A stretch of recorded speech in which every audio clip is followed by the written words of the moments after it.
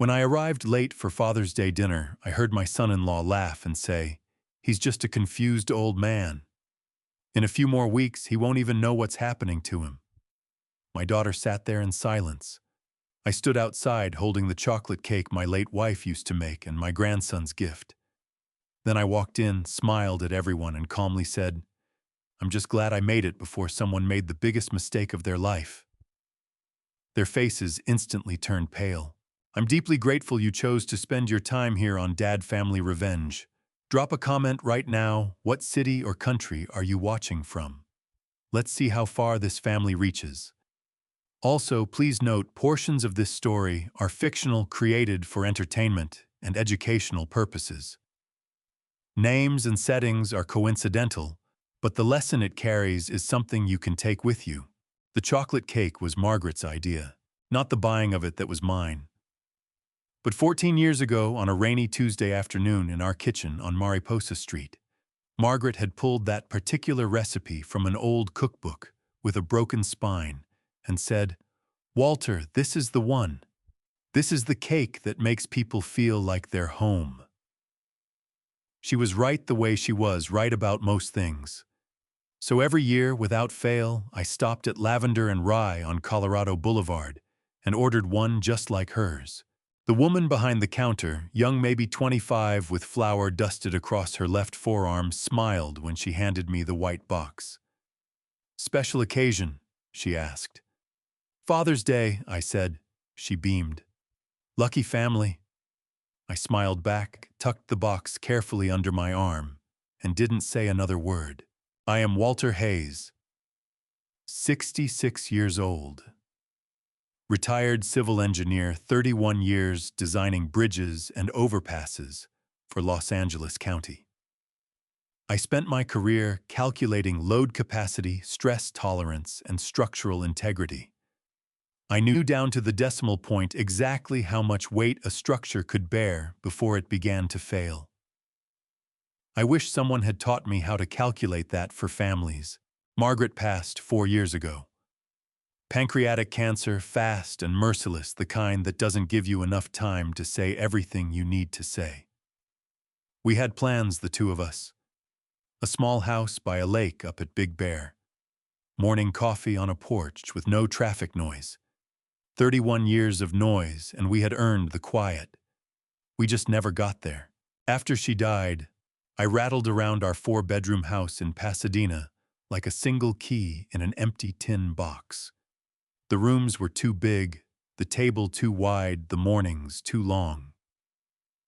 But I stayed because Emily grew up in that house. Because the backyard still had the oak tree she used to climb. Because some structures, even empty ones, are worth preserving. I picked up the Lego set from the toy store 2 blocks down, the Space Explorer edition that my grandson Marcus had mentioned exactly 3 weeks ago, slipping it casually into conversation, the way 8-year-olds do when they desperately hope you're paying attention. I was paying attention. I always paid attention. The drive from Pasadena to Glendale took 22 minutes on a Sunday evening. I kept the windows down. June in Los Angeles smelled like jasmine and warm asphalt, and the particular kind of dry heat that settles into your bones if you've lived here long enough to love it. I had lived here long enough to love it. I thought about Emily at 6 years old running through the sprinklers in the backyard with her arms stretched wide, laughing so hard she could barely breathe. I thought about teaching her to ride a bicycle on our quiet cul-de-sac, her small hands gripping the handlebars with terrified determination, while I jogged alongside, pretending I was still holding on long after I had let go. She didn't know I let go until she was already flying. I pulled up to the curb in front of her house on Delwood Avenue just after 5:15. The neighborhood was tidy, trimmed lawns, American flags on several porches, a sprinkler making lazy arcs across the yard 2 houses down. Emily and Ryan's house had warm light glowing through every window. Through the front living room glass, I could see the flicker of the television and the small shape of Marcus running past, in what appeared to be a superhero cape. My chest tightened in the best possible way. My grandchildren had that effect on me. I turned off the engine and sat for a moment, the cake box balanced on the passenger seat beside the wrapped Lego set. Through the kitchen window on the side of the house, the one with the old weather stripping I had been meaning to remind Ryan to replace. For the better part of a year, I could see the warm yellow light of the kitchen and the movement of people gathered around a table. Then I heard Ryan's voice drifting through the evening air. I couldn't make out the words yet. Just the tone, easy, confident, the voice of a man who believed completely that everything was going according to plan. My hand rested on the door handle. I did not move. I did not get out of the car. Ryan's voice was low but unhurried. The voice of a man who had rehearsed what he was about to say so many times that it no longer felt like a confession. It felt like a business presentation. Through the kitchen window, I could see the outline of figures gathered around the table. Ryan stood near the head. Emily sat to his left. And at the far end, barely visible through the gauze curtain, was a woman I recognized as Diane Colton, Ryan's mother. Her silver hair pinned back neatly, her posture rigid in the way of someone trying very hard to look comfortable. "The doctor just needs to confirm what we already know," Ryan said. His voice drifted through the gap in the weather stripping with terrible clarity. "Once there's a medical record showing cognitive decline, we file for conservatorship. The court appoints me as manager of his estate. Everything he owns, the house, the accounts, all of it becomes ours to manage. Legally, nobody can touch us." My right hand tightened around the door handle until my knuckles ached.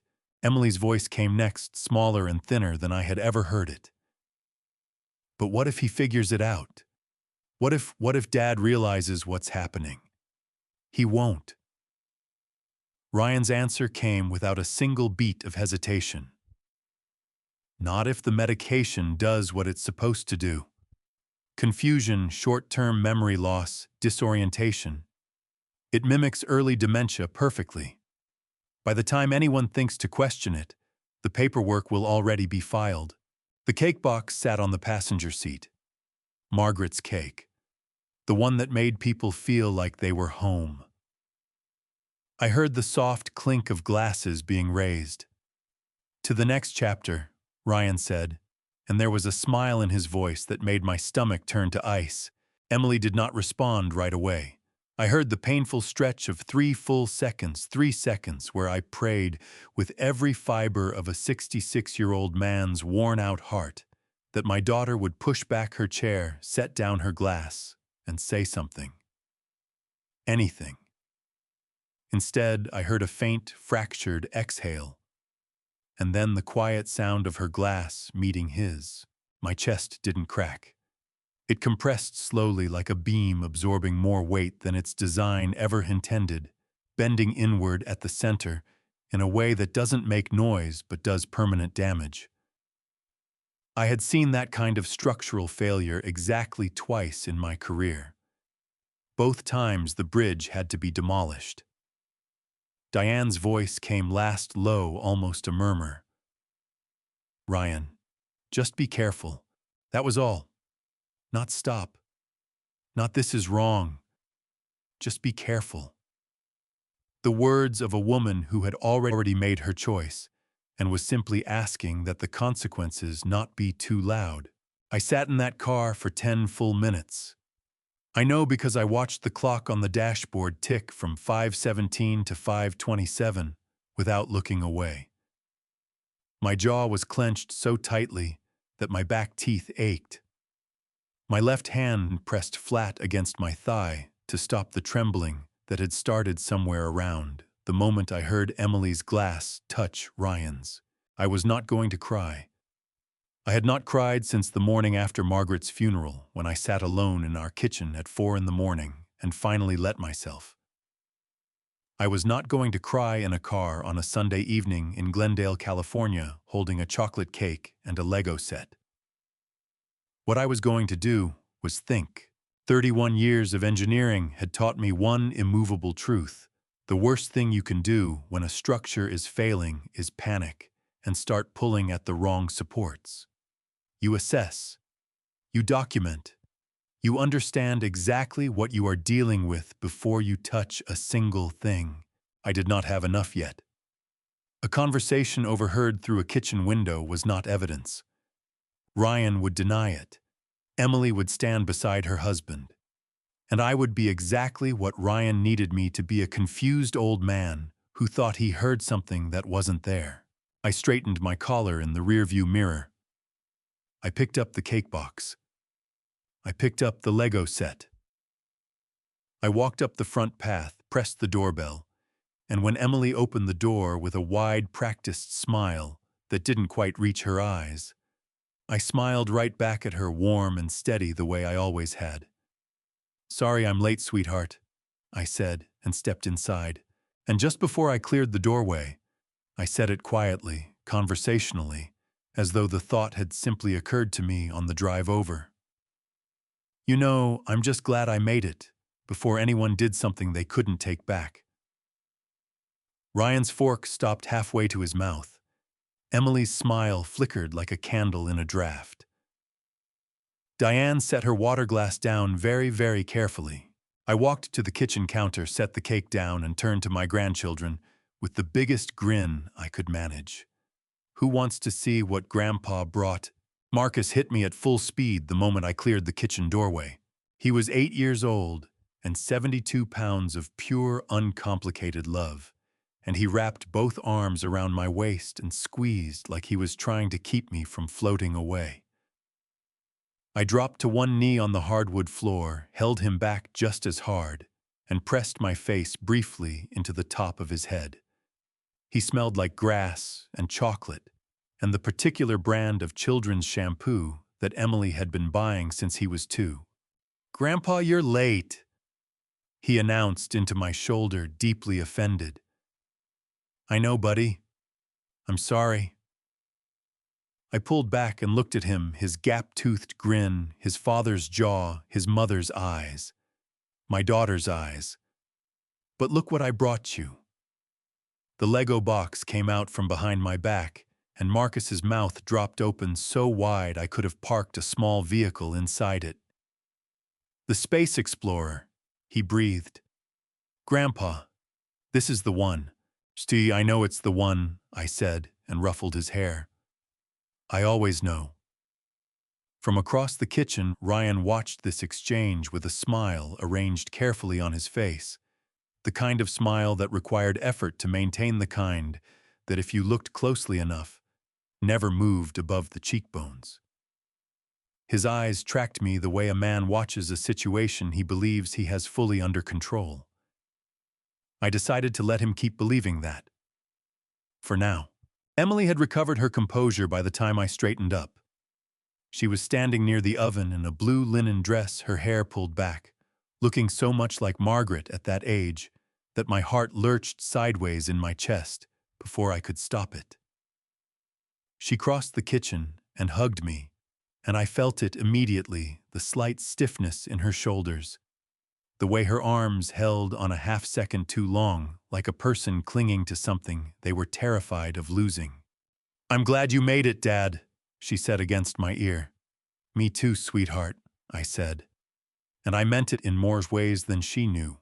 Dinner was roast chicken, green beans with almonds, and mashed potatoes, Emily's standard Sunday spread, reliable and warm. Richard, one of Ryan's associates who had been invited without my knowledge, sat across from Diane and made conversation about the Dodgers with the determined cheerfulness of a man who sensed tension and had decided aggressively not to acknowledge it. I ate. I complimented the chicken. I asked Marcus about his baseball team and listened with genuine attention while he described in extraordinary detail a catch he had made in left field 2 Saturdays ago. His little sister, Sophie, 4 years old and deeply serious about her mashed potatoes, patted my hand twice during dinner for no reason other than that she felt like it. Each time my chest tightened in a way that had nothing to do with grief. These children were the reason I had sat in that car for 10 minutes instead of 30. Across the table, Ryan refilled his wine glass and said, "So Walter, how are you feeling these days? You look a little tired. The question landed with the casualness of a man testing load-bearing capacity. Never better, I said, reaching for the breadbasket. 31 years of early mornings will do that to a face. Nothing a good night's sleep won't fix. Ryan smiled. Right, of course. Emily reached over and straightened Sophie's napkin, with hands that trembled very slightly, just enough for me to notice, not enough for anyone else to see. Her jaw was tight. She was holding herself together through sheer force of will, and part of me ached for her even then, even knowing what I knew. At one point, Ryan raised his glass toward me across the table. Happy Father's Day, Walter. To family. To family. I agreed and held his gaze for exactly 3 seconds longer than was comfortable. Ryan's smile didn't waver, but his jaw shifted just slightly, just once, and I filed that away with the precision of a man who had spent a lifetime measuring things other people couldn't see. When dinner wound down and Emily began clearing plates, I pushed back my chair and said my goodbyes, hugging Marcus tight, kissing Sophie on the top of her head, shaking Ryan's hand with a firm, unhurried grip. Lovely evening, I said. Let's do it again soon. I walked out the front door, down the porch steps, and back to my truck without looking back. The June evening had cooled slightly. Somewhere down the block, a neighbor's sprinkler was still running. I started the engine. I pulled away from the curb. I had one call to make. Robert Kane answered on the second ring. I need to come over, I said. There was a pause, brief, the pause of a man reading tone rather than words. In 30 years of friendship, Robert had developed an almost uncomfortable ability to hear what I wasn't saying. I'll put the coffee on, he said, and hung up. Silver Lake was 20 minutes from Glendale on a Sunday night, through streets that had gone quiet and amber under the wash of streetlights. I drove with both hands on the wheel and the radio off. I needed the silence to hold what I was carrying without spilling it before I was ready. Robert's house was a narrow craftsman on Redesdale Avenue, wedged between two larger homes like a book between bookends. He had lived there for 19 years, ever since his divorce. The porch light was already on when I pulled up. He was standing in the doorway before I reached the front steps, a big man gone slightly soft around the middle with close-cropped gray hair and the permanently alert eyes of someone who had spent 34 years with the LAPD, learning that most people lie, and the ones who don't usually have very good reasons for showing up unannounced on a Sunday night. You look terrible, he said, pushing the screen door open. Thank you, Robert, I said. That's very helpful. He handed me a mug of coffee the moment I crossed the threshold. Black, no sugar, exactly how I had taken it for 30 years, and pointed me toward the worn leather armchair by the window. I sat. He settled onto the couch across from me, elbows on his knees, and waited. I told him everything. I told him about the kitchen window and Ryan's voice drifting through the weather stripping. I told him about the word conservatorship, spoken with the casual confidence of a man who had already done his research. I told him about Emily's 3 seconds of hesitation and the sound of her glass touching Ryan's. I told him about Diane's "be careful" 2 words that had somehow hurt more than everything else, because they were the words of a woman who had made her peace with what was about to happen.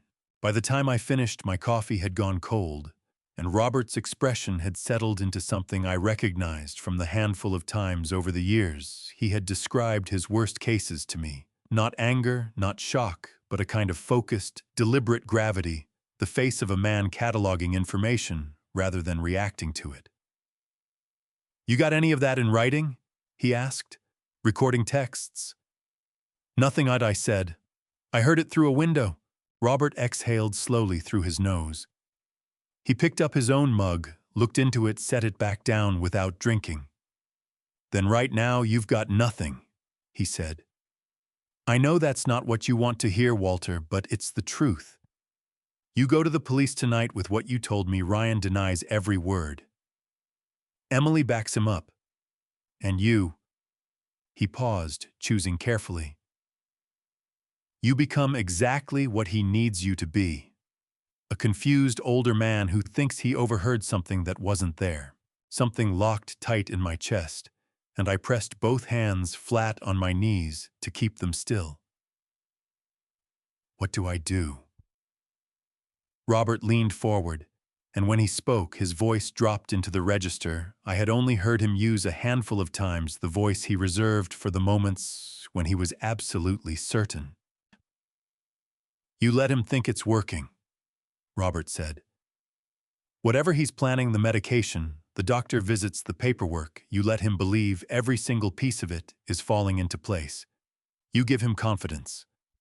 And while he's busy feeling confident, you and I build a case that he cannot walk away from.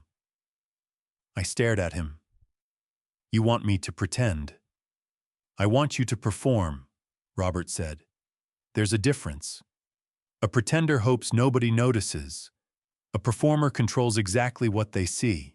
The word landed somewhere deep and precise, the way the right tool always does. Robert, I said slowly. I spent 31 years designing structures that had to hold under pressure nobody could fully predict. I know how to build something that doesn't fail. For the first time that evening, something shifted in Robert's expression. Not a smile exactly, but close.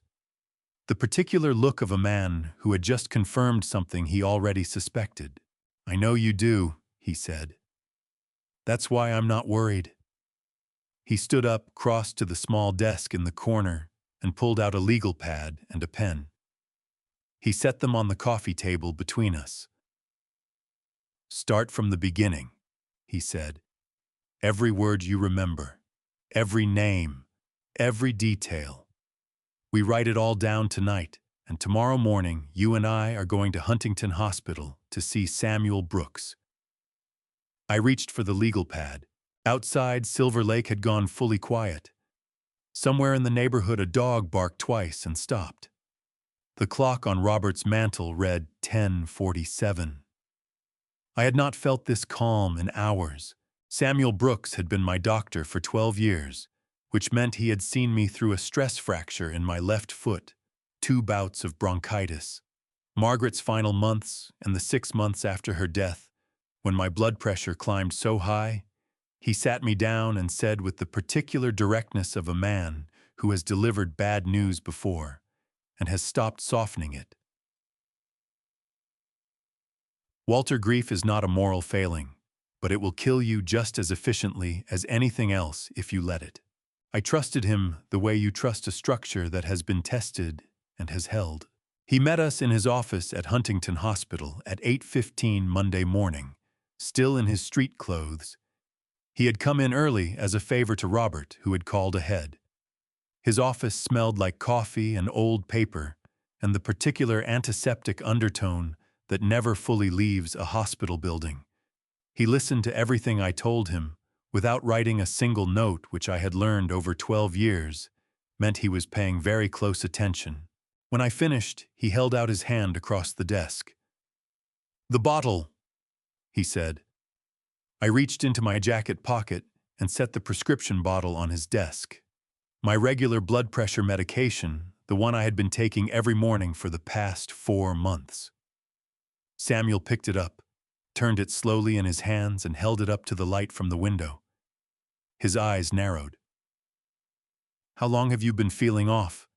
he asked without looking away from the bottle. 3 months, maybe a little more, I said. Occasional dizziness.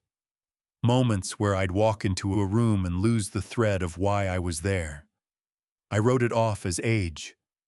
Samuel set the bottle down on his desk blotter with a careful, deliberate movement that made my stomach drop 3 inches. "So, Walter," he said, and his voice had shifted into something quieter and more serious than his usual tone. "I want you to listen to me very carefully. I am not going to tell you what I think is in this bottle because I don't know yet. and I won't speculate. What I am going to tell you is that I am sending this to an independent toxicology lab today, not the hospital lab, an outside facility. And I am writing you a new prescription right now that you will fill at the hospital pharmacy, where I personally know every pharmacist on staff. He was already pulling his prescription pad from the drawer, his pen moving with a controlled urgency that told me everything his measured words were trying not to. "Samuel," I said, "tell me what you're thinking." He looked up from the pad. For a moment, the professional composure cracked just slightly at the edges. His jaw tightened. His eyes went hard in a way I had never seen in 12 years of appointments. "I'm thinking," he said carefully, "that if someone wanted to create the appearance of cognitive decline in an otherwise healthy 66-year-old man, there are compounds that could do it. Compounds that are difficult to detect without specific testing. Compounds that taken over time would produce exactly the symptoms you're describing." He tore the prescription from the pad and held it out to me. "I'm thinking that I hope I'm wrong, and I'm thinking that we will know in 72 hours. My hand was steady when I took the prescription. I was proud of that. Robert, who had been sitting in the chair beside me without saying a word for the past 20 minutes, leaned forward. "If the results come back the way we think they will, what does that mean legally?" "It means," Samuel said, capping his pen with a sharp click, "that what started as a family matter is now a criminal matter. Elder abuse under California law, intentional administration of substances to impair cognitive function that carries felony charges." He looked at me directly. "Walter, I need you to understand something. If this is what I think it is, you did not imagine it. You were not being paranoid. Someone has been doing this to you deliberately in your own home over a period of months." The room felt very still. Through the window behind Samuel's desk, I could see the San Gabriel Mountains in the morning haze, blue and distant, and completely indifferent to the fact that my world had just rearranged itself around a small orange prescription bottle. "What do I do between now and 72 hours from now?" I asked. "You go home," Samuel said. "You act completely normal. You take the new medication, and," he paused, "you said Ryan has a key to your house." "He does." Samuel and Robert exchanged a look across the desk, the look of two men who had arrived at the same conclusion from different directions. "Then before you do anything else," Robert said, reaching into his jacket, "we stop at a hardware store, and then we stop at a Best Buy." He set a folded piece of paper on the desk between us. On it, in his careful block handwriting, was a list of 3 Nest camera models. California law allows a homeowner to install security cameras anywhere inside their own property. Robert said, without notifying anyone. No warrant required, no court order, just a power outlet and a Wi-Fi connection. I looked at the list. I looked at Samuel. I looked at Robert. 72 hours, I said. 72 hours, Samuel confirmed and stood up to shake my hand, gripping it firmly the way a man does when he wants you to feel that he is standing beside you and not merely across a desk from you. I walked out of Huntington Hospital into the bright Monday morning with a new prescription in one pocket and a list of security cameras in the other. For the first time since Sunday evening, I felt something that was not dread. I felt prepared.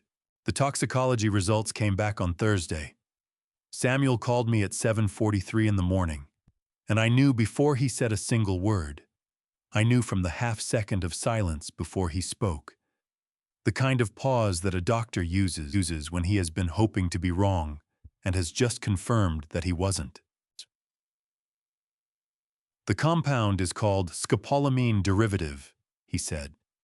"It's used in low doses for motion sickness. In higher doses administered consistently over time, it produces confusion, short-term memory disruption, and disorientation. Walter, his voice tightened. Someone has been putting it in your medication for at least 2 months. I sat at my kitchen table with my coffee going cold in front of me and stared at the small Nest camera mounted in the upper corner of the cabinet above the refrigerator. I had installed 3 of them on Monday afternoon, 1 in the kitchen, 1 in the hallway, 1 in the living room. They were small enough that you would only notice them if you already knew to look. "Thank you, Samuel," I said. "Walter, are you all right?" I considered the question seriously. "I will be," I said. "Give me until Saturday." Saturday was the day I had arranged to have breakfast at Emily and Ryan's house. I had a performance to prepare. The first thing I discovered about pretending to lose your mind is that it requires a great deal of mental precision. Every moment of apparent confusion had to be carefully calibrated, convincing enough to sell subtle enough not to trigger alarm bells that might accelerate Ryan's timeline before Robert and I were ready. On Saturday morning, I arrived at Emily's house with a box of pastries from Porto's Bakery in Burbank, the almond croissants that Emily had loved since college. I walked in, set the box on the counter, turned to Ryan, and looked at him with the careful, searching expression of a man trying to locate a memory that keeps sliding just out of reach. "I'm sorry," I said slowly. "Could you remind me your name?" The effect was instantaneous. Ryan's eyes lit up like a man who had just watched his investment portfolio double overnight. He covered it quickly, a concerned furrowing of the brow, a gentle hand on my shoulder. "It's Ryan Walter, Emily's husband. We've met many times." Of course, of course." I shook my head as though clearing it. "I'm sorry. I don't know where my head is these days." In the kitchen doorway, Emily made a sound that wasn't quite a word. Her hand flew to her mouth, and her eyes went wide and shining with tears she was fighting hard not to let fall. She believed it completely, and that far more than Ryan's performance of concern drove a spike of genuine pain straight through the center of my chest. I was lying to my daughter. I kept reminding myself why. Marcus appeared from the hallway in his pajamas, hair pointing in 4 directions, dragging a stuffed dog by one ear. He looked at me with the clear, unfiltered perception of an 8-year-old. "Grandpa, why did you call Ryan the wrong name?" "Marcus," Emily said sharply. "Because your grandpa is being silly this morning," I said, and held out my arms. He walked into the hug without hesitation, and I held on an extra beat longer than usual, breathing in the grass and shampoo smell of him, and reminding myself very firmly that this was exactly why I was doing what I was doing. Over Marcus's shoulder, I caught Ryan pulling his phone from his pocket and typing something with the focused speed of a man sending an important message. His thumbs moved quickly. His lips pressed together in a thin, satisfied line. I filed it away. The following Tuesday, I left my house key in the freezer and stood at my own front door for 4 full minutes, patting my pockets with increasing distress, while Robert watched from his parked car half a block down. I could see him in my peripheral vision notepad on the steering wheel, writing everything down with the methodical patience of a man who had spent 3 decades documenting human behavior. The Wednesday after that, Samuel stopped by for what he described to Emily as a routine check-in. He sat across from me at the kitchen table, asked me a series of simple orientation questions, and then said loudly enough for Emily to hear clearly from the next room, where she was definitely not folding laundry. "I have to be honest with you, Emily. The rate of progression concerns me. I'd like to run some additional cognitive assessments next week." From the next room, I heard Emily's sharp intake of breath. Then the sound of something soft hitting the floor, a shirt maybe dropped from hands that had gone suddenly weak. Ryan appeared in the kitchen doorway 30 seconds later. His expression was arranged into appropriate worry, but his posture was the posture of a man trying very hard not to stand too straight. "How bad are we talking, doctor?" he asked. Samuel looked at him over the top of his glasses with the measured calm of a man choosing every word like a chess piece. "It's difficult to say at this stage," Samuel said. "These things can move slowly or they can accelerate. We simply have to monitor closely and be prepared for various outcomes." Ryan nodded solemnly. That evening, after Samuel left and Emily had taken the kids upstairs for bath time, Ryan stepped out onto the back porch and made a phone call. I was in the living room, apparently dozing in the armchair. I was not dozing. The Nest camera in the hallway had a clear angle on the back porch window. I heard Ryan say, "It's moving faster than I expected. I think we can move up the timeline." Then my phone buzzed on the side table. A text from Robert. 3 words. He took the bait. Before I reveal what Robert discovered about Ryan's next move, comment the number 7 right now. So I know you're still with me. Because what's coming next is going to change everything you thought you understood about this family. And a quick note. The story ahead contains some fictional elements shaped for entertainment and deeper meaning. If that's not for you, it's completely okay to step away. But if you're staying, hold on tight. Robert called on a Wednesday morning while I was eating breakfast alone at my kitchen table, watching a hummingbird fight with itself over the feeder Margaret had hung outside the window 11 years ago, and that I had never had the heart to take down. "I need you to come to Silver Lake," he said. "Now. Bring your coffee." I knew from his tone that he had found something. In 30 years of friendship, Robert Kane had 2 voices on the phone.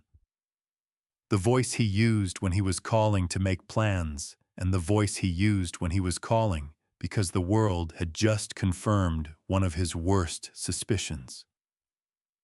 This was the second voice. I was in my truck in 4 minutes.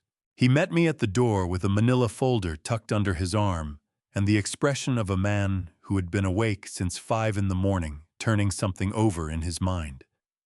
His kitchen table was covered in printed pages, emails, property records, what looked like a partial contract, with several sections highlighted in yellow. "Sit down," he said. I sat. Robert opened the folder and laid 3 pages on the table in front of me, side by side, with the methodical precision of a man presenting evidence to a jury. "Ryan called a real estate brokerage in downtown LA 4 days ago," he said, tapping the first page. "A place called Pacific Crown Realty on Wilshire Boulevard. He asked for a market valuation on a 4-bedroom property in Pasadena." He looked at me steadily. "Your address, Walter." He gave them your address. My coffee cup was halfway to my mouth. I set it back down. He also, Robert continued, moving to the second page, requested that they prepare a transfer of title document, not a standard sale listing, a specific type of document used when the legal owner of a property is unable to act on their own behalf. He paused, letting that land. "It's called a conservatorship sale. In California, if a court determines that a person can no longer manage their own affairs, their finances, their property, their daily decisions, a judge can appoint someone else to do it for them. That person is called a conservator. They get legal authority to sell assets, access accounts, make financial decisions, everything." I stared at the pages on the table. And Ryan was planning to be my conservator. "That was the plan," Robert said. "Get the medical record showing cognitive decline, which Samuel's visits were already helping to build, except they were building it in the wrong direction without anyone knowing that. File a petition with the probate court. Get appointed. And then," he spread his hands, "your house, your retirement accounts, your investment portfolio, all of it becomes his to manage. Legally, with a judge's signature on the paperwork. The hummingbird outside Robert's kitchen window was fighting with a second hummingbird now over a feeder of his own. Neither of them was winning. "He didn't just want my money," I said slowly. "He wanted to own me, on paper, in front of a court." "Yes," Robert said simply. I pushed back from the table and walked to the window. My hands were not shaking, but they wanted to. I pressed them flat against the windowsill and held them there, breathing through something that sat in my chest, like a structural load I had not designed for, but contained elements of both the particular feeling of a man who has spent his life building things with his hands and has just been told that someone tried to dismantle him from the inside out. "How do we stop it?" I asked. "We already started," Robert said. "I've been in contact with a colleague at the California Department of Justice. Not LAPD, this crosses county lines, which means we need a broader jurisdiction. The DOJ has a unit that specifically handles elder financial abuse cases. I sent them a preliminary summary yesterday." He picked up his coffee. "They want the toxicology report, the camera footage, and anything else we can build between now and when Ryan makes his next move. Which will be soon," I said. "He told someone on the phone he wanted to move up the timeline." "I know." Robert nodded. "Which means we need to give him a reason to move faster." He looked at me with the calculating calm of a man who has run operations before and knows exactly which lever to pull next. "How do you feel about going to the bank?" I turned from the window. "What do you mean?" "Ryan has been trying to access your investment account at Chase," Robert said, moving to the third page on the table. "He's failed every time because he doesn't know your security questions. But the bank called you, which means there's now a documented record of attempted unauthorized access." He slid the page toward me. "If you go in tomorrow, speak to the branch manager and formally flag the attempts. That becomes part of the official record.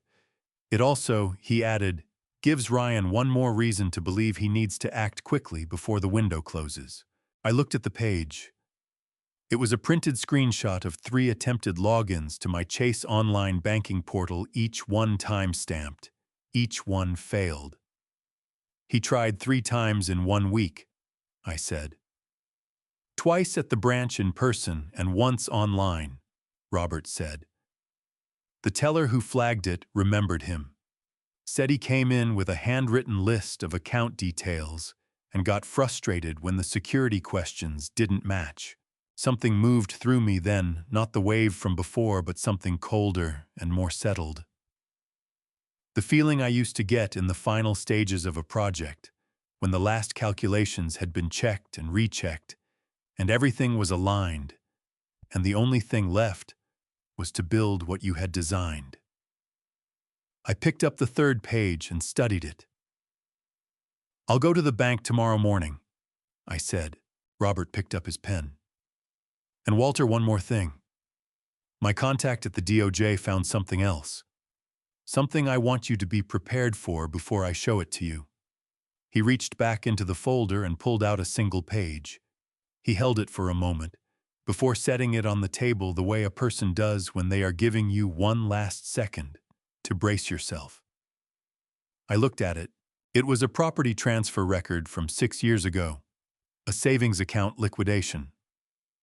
The account holder's name was Diane Colton. The amount was $180,000. I sat with the Diane Colton file for a long time after Robert set it on the table. $180,000. A savings account liquidated over 3 months, 6 years ago, while Diane was being treated for severe depression at a facility in Encino. The transfers were small enough to avoid automatic flags, 40,000 here, 35,000 there, spread across 11 weeks with the patience of someone who had planned it carefully and was in no hurry. By the time Diane was discharged and discovered what had happened, Ryan had already moved the money through 2 separate accounts and into a third that existed in a name she didn't recognize. She had consulted an attorney. She had consulted a friend of Robert's in the Financial Crimes Division. And then, according to the file, she had withdrawn from both conversations within the same week and never pursued it further. She was afraid of losing him, I said. Yes, Robert said quietly. She was. I thought about Diane at the dinner table on Father's Day. Her silver hair, her rigid posture, the way she had said, "Be careful," in a voice that carried the particular exhaustion of a woman who had been afraid for a very long time. I had thought that evening that she was complicit. Sitting here now with her file in my hands, I understood that the truth was more complicated and considerably sadder than that. "Does she know about me?" I asked. "Not yet," Robert said. "But she will."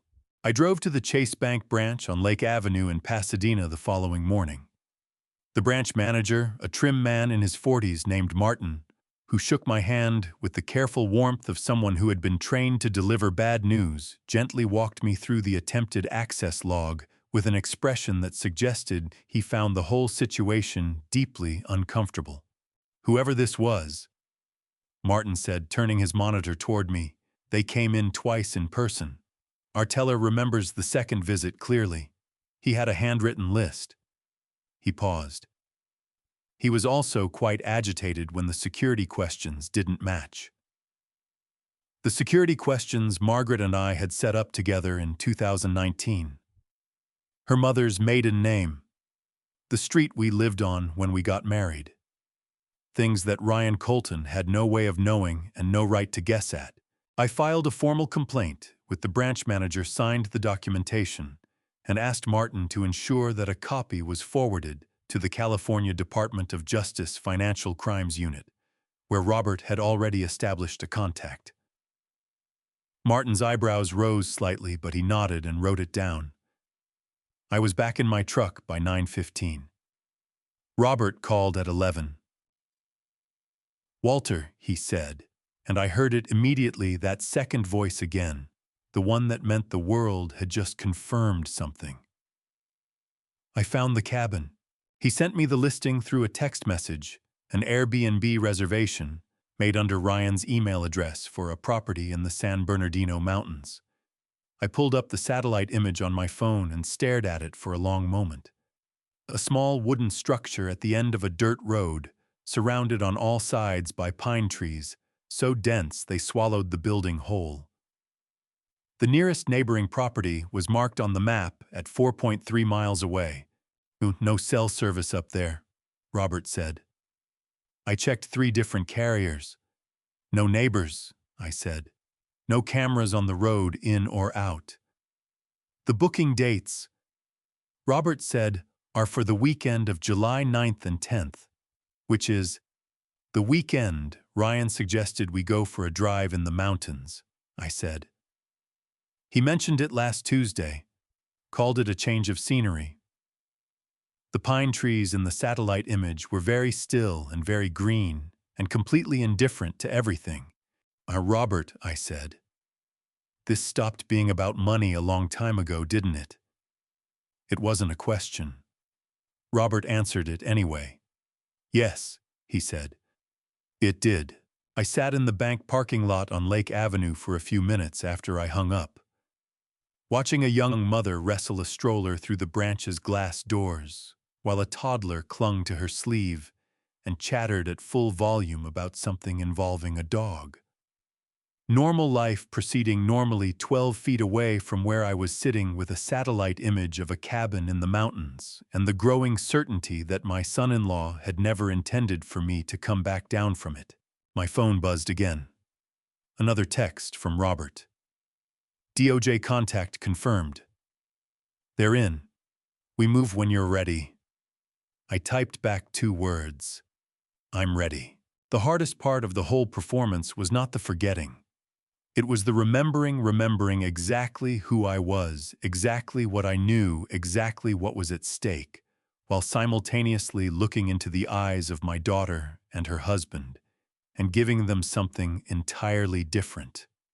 31 years of engineering had required precision. This required something closer to surgery. Saturday morning breakfast at Emily's house. I arrived at 9 with a bag of groceries, eggs, orange juice, the thick-cut bacon from the butcher on Foothill Boulevard that Emily had loved since she was a teenager. I rang the doorbell instead of using my key, which I had started doing 3 weeks ago because a man who sometimes forgot which house was his daughter's would ring the bell. Ryan answered the door. I looked at him.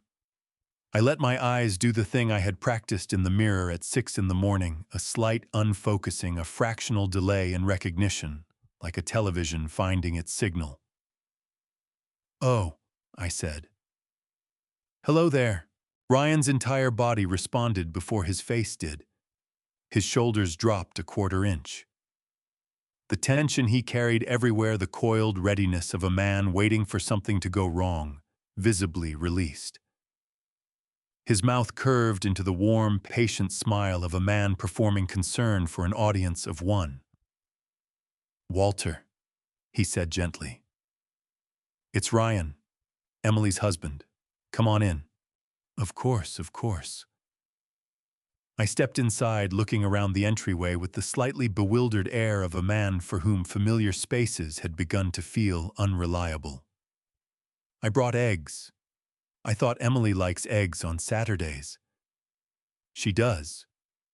Ryan, taking the grocery bag from my hands with the careful solicitude of someone handling something fragile. "That was very thoughtful."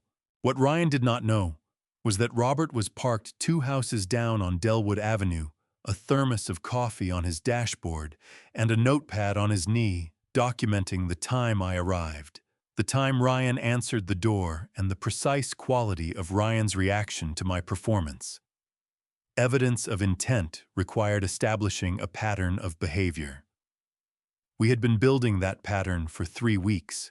Emily appeared from the kitchen in a yellow apron, her hair loose flower on her left wrist, from what smelled like Saturday morning pancakes. When she saw me, her face did something complicated and painful, a smile that was genuinely glad and genuinely devastated, at the same time the expression of a woman who loved her father and had convinced herself that what she was doing was somehow in some way she hadn't fully examined acceptable. I loved my daughter. That fact had not changed. It was simply residing for the moment in a locked room inside my chest. "Morning, Dad," she said, and kissed my cheek. "We're making pancakes." "Wonderful," I said, and meant it, because Marcus came thundering down the hallway at that moment in his baseball cleats on the hardwood floor, a sound like small, controlled explosions, and hit me at full speed for the second time in 3 weeks, and whatever I was feeling about Emily and Ryan and the entire elaborate performance I was maintaining dissolved briefly and completely in the uncomplicated warmth of my grandson's arms. "Grandpa, can you watch my game next Saturday?" Marcus demanded, pulling back to look at me with the urgent sincerity of a child who has not yet learned to want things indirectly. "Coach says I'm starting in left field." "I wouldn't miss it," I said. And that, unlike almost everything else I had said in this house recently, was the absolute truth. We sat down to breakfast. Ryan made coffee with the expensive machine on the counter, the one I had bought them 2 Christmases ago, and set a mug in front of me with the attentive care of a man who needed me comfortable and relaxed. Sophie sat beside me and methodically worked her way through a stack of pancakes, roughly the same size. She was pausing occasionally to show me a drawing she had made of what she described as a horse, but which bore a stronger resemblance to a table with ambitions. "That's beautiful, sweetheart," I told her, and she beamed so hard her whole face scrunched up. Ryan waited until Sophie had climbed down from her chair to chase the family dog into the backyard before he leaned forward, elbows on the table, and said with studied casualness, "So, Walter, I was thinking about that drive in the mountains we talked about.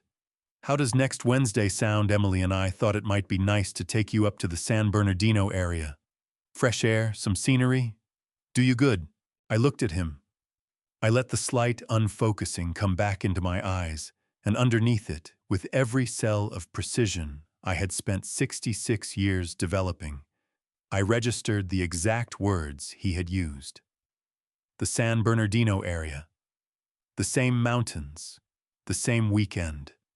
The cabin at the end of the dirt road, with no cell service and no neighbors for 4.3 miles. That sounds lovely, I said, and smiled the smile of a man who had no idea what was coming. Ryan smiled back. His shoulders dropped that quarter-inch again. Great, he said. Wednesday it is. That evening I drove home through streets that had gone gold and warm in the late afternoon light. I pulled into my driveway, turned off the engine, and sat for a moment in the quiet of my truck. Then I looked up at the photograph on my dashboard, a small one tucked into the corner of the sun visor of Margaret and me on the porch of the big bare house we had visited once years ago, when we were still talking about buying it someday. Wednesday, I told her. I took out my phone and called Robert. He confirmed it, I said when he answered. Wednesday the 9th, San Bernardino. There was a pause. Then Robert said with the quiet satisfaction of a man watching the last piece settle into place, I'll call the DOJ tonight. Monday morning came in quiet and gray, the kind of overcast Los Angeles sky that tourists never expected, and longtime residents privately loved soft light. No glare, the city looking almost gentle under a thin layer of marine layer that would burn off by 10. I was on my second cup of coffee when Robert called at 7:51. I have more on Diane, he said. Can you come in? I was in my truck in 3 minutes. Robert's contact at the California DOJ Financial Crimes Unit was a woman named Patricia Ellison, 22 years in the division. Robert said the kind of investigator who had seen every variation of financial predation that one human being could visit upon another, and had somehow, after all of it, not become cynical. She had pulled Diane Colton's file the previous Friday after Robert flagged the name. What she found went deeper than the savings account. Robert spread the documents across his kitchen table the way he always did, to methodically left to right chronological order, the way a man presents a case rather than a conversation. I sat across from him and read while he talked. 6 years ago, Diane had checked into a residential treatment facility in Encino for severe depression following the death of her husband, Ryan's father, from a sudden cardiac event. She had been there for 11 weeks. During those 11 weeks, Ryan had visited her every Sunday without fail. He had brought flowers. He had sat with her for an hour each time. The nursing staff remembered him as attentive and devoted. He had also, during those same 11 weeks, liquidated her savings account in increments carefully calculated to stay below the federal reporting threshold of $10,000 per transaction. 40 transfers, spread across 4 different banking days each week. The total came to $182,000. He visited her every Sunday, I said. Yes, Robert said. I set the page down on the table. The coffee sat untouched beside me. I had stopped noticing it somewhere around the second paragraph. He sat with her for an hour, I said, every week, while he was taking everything she had. Patricia says it's one of the most calculated patterns she's seen in 22 years. Robert said. His voice was controlled the way it always was, but underneath the control, I heard something that Robert Kane very rarely allowed into his voice, a cold, deep fury, the kind that doesn't raise itself to shouting, but sits at the bottom of a man and makes everything he does more deliberate. The visits weren't about Diane. They were about maintaining the appearance of a devoted son in case anyone looked. The staff who remembered him fondly, they became inadvertent character witnesses. I thought about Diane at my dinner table on Father's Day. The rigid posture, the be careful in a voice worn thin by years of knowing something she couldn't say out loud. I had thought she was complicit. I had revised that to frightened. Now I understood something closer to the full truth. She was a woman who had been systematically dismantled by her own son and had spent 6 years trying to hold herself together around the hole he had left. "Has Patricia spoken to Diane?" I asked. "Not yet," Robert said. "We don't want to move on that until after Wednesday. If Diane knows what's coming, there's a risk she warns Ryan." "She won't," I said. Robert looked at me. "You sound certain." "And I am," I said. "A woman who has lived in that kind of fear for 6 years doesn't warn the person she's afraid of. She just keeps being afraid." I picked up my coffee, remembered it was cold, set it back down. She came to that dinner table on Father's Day, knowing exactly what Ryan was planning, and she sat there because she didn't know how to do anything else. That's not complicity. That's what happens to a person after years of being made to feel like their instincts can't be trusted. Robert was quiet for a moment.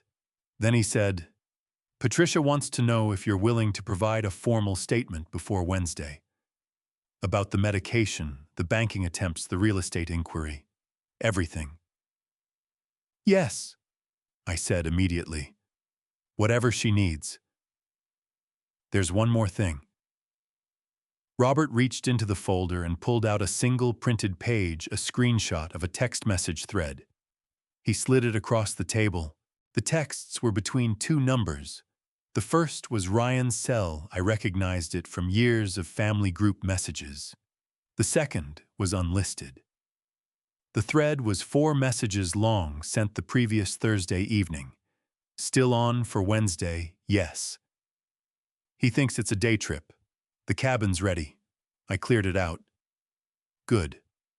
Once it's done, we file Monday." I read the thread twice. Then I looked up at Robert. "How did Patricia get this?" I asked. "Legal intercept," Robert said. "The DOJ opened a formal investigation Friday morning. Judge signed the order Friday afternoon. Everything since then is admissible." He folded his hands on the table. "Walter, this is no longer just elder abuse. The phrase, 'once it's done,' in the context of leaving a 66-year-old man at an isolated location with no cell service, Patricia's team is treating this as potential criminal endangerment. That carries significantly heavier charges than fraud." The marine layer outside Robert's window had begun to burn off. A strip of blue was visible at the top of the sky, pale and clear and very far away. "Wednesday," I said. "Wednesday," Robert confirmed. "Patricia's team will coordinate with San Bernardino County Sheriff. They'll be in position before you arrive." He looked at me steadily. "You just have to get in the car." I nodded. My hands were perfectly still on the table. My jaw was set. Somewhere underneath the stillness, something that had been coiled tight for 3 weeks was beginning very slowly to release, not because it was over, but because the end was now close enough to see. "Robert," I said, "after Wednesday, whatever happens, I need you to know something." He waited. 30 years, I said. "You never once let me down." Robert picked up his own coffee. He looked at it for a moment. Then he looked at me, and the expression on his face was the one I had seen exactly twice before in 30 years at Margaret's funeral, and the day he told me his own marriage was ending. The expression of a man who feels something deeply and has very limited equipment for showing it. "Go home, Walter," he said gruffly. "Get some sleep. Wednesday's going to be a long day." I drove home through streets that had gone bright and warm as the marine layer cleared. I walked into my kitchen, looked up at the Nest camera above the refrigerator, and thought about Ryan sitting across from me at breakfast 3 days ago with his shoulders dropping that 1/4 inch, and his careful smile, and his Wednesday already planned. Then I went to bed at 8:30, and for the first time in 25 days, I slept straight through until morning. Robert called at 6:48 in the morning. I was already awake, had been since 5:30, sitting at the kitchen table with my coffee, and the particular alertness of a man whose body knows something important is coming, even when his mind is trying to stay calm. Through the window above the sink, the San Gabriel Mountains were turning pink at the edges in the early light. Tuesday, one day before Wednesday. "Come to Silver Lake," Robert said. And Walter, brace yourself. I had learned over 30 years that Robert Kane did not use that phrase lightly. He met me at his door with his laptop already open, turned, so the screen faced the room.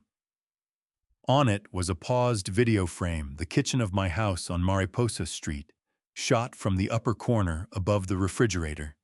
The angle slightly wide, the way security cameras always are, making everything look a little smaller and more exposed than it does in real life.